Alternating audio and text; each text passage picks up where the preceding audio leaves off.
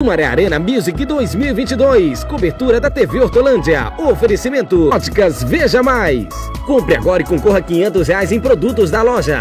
Gente, encontrei com a esposa do Serginho da Notícia FM, a Edna, tá de aniversário. Agora, tinha como melhor maneira de comemorar esse aniversário ao som de Guilherme Benuto? Não, muito top, melhor de todos os aniversários. Aqui é o camarote da Rádio Notícia FM, tá ouvintes, tá a equipe, tá uma festa, é uma festa que pode celebrar também o aumento da audiência da rádio, né?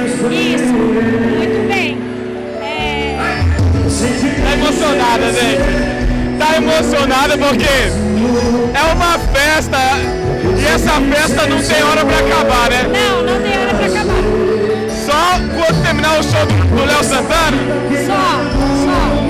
É hoje que a gente só vai embora amanhã. Só vai embora amanhã. Olha, parabéns, viu?